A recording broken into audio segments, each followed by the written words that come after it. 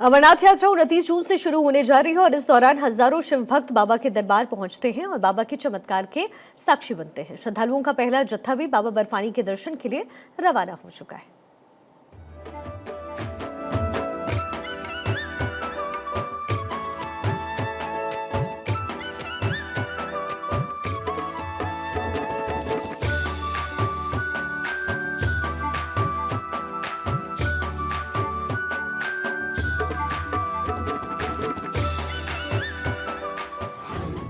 29 जून से शुरू होगी अमरनाथ यात्रा।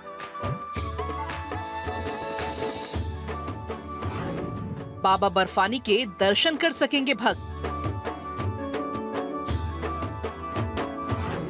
सुरक्षा व्यवस्था मुस्तैद।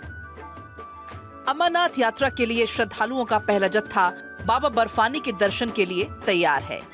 शिव भक्तों का पहला जत्था जम्मू के भगवती नगर स्थित यात्री निवास से शुक्रवार तड़के 4 बजे रवाना हुआ। पहले दिन बालटाल और पहलगाम के लिए 1,000 टोकन दिए गए। टोकन प्राप्त करने वाले यात्रियों का रजिस्ट्रेशन किया जाएगा।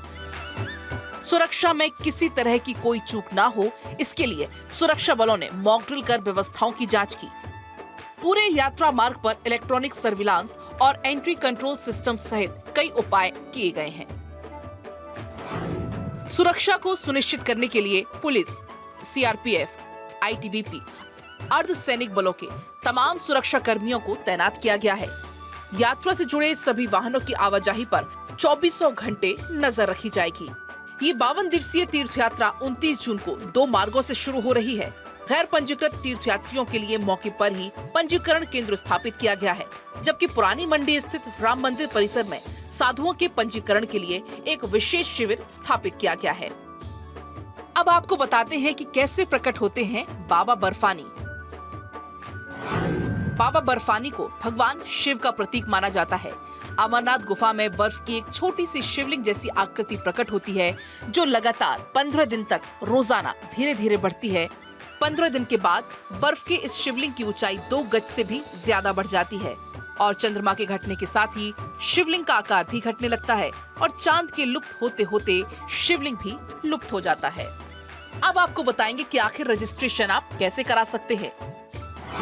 अमरनाथ यात्रा के लिए रजिस्ट्रेशन की प्रक्रिया 15 अप्रैल से लगातार जारी है।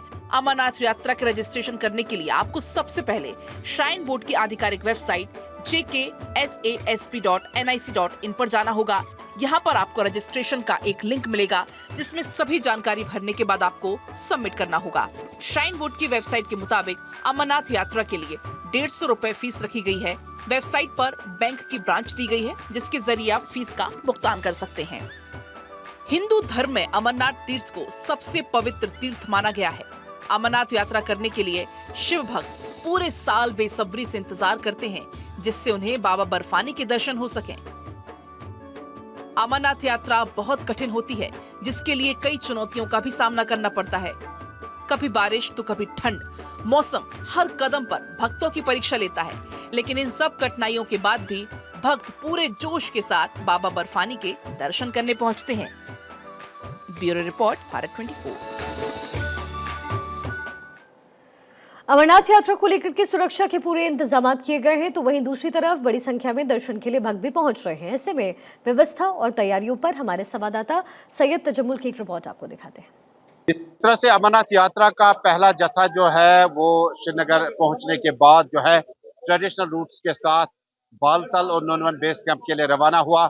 श्रीनगर के पांता चौक में जो है यहाँ पर रजिस्ट्रेशन का सिस्टम जारी है और न सिर्फ NY के बल्कि आपका रजिस्ट्रेशन जो है वो मुकम्मल होने के बाद, मेडिकल वगैरह जो है वो मुकम्मल होने के बाद आपकी रवानगी का सिलसिला तेज किया जाएगा। और ये सिलसिला जो है ये रात भर जारी रह सकता है, क्योंकि काफी लंबी लाइन, अगर आप लाइन देखेंगे तो पांता चौक में जो है लंबी लाइन लगी हुई है।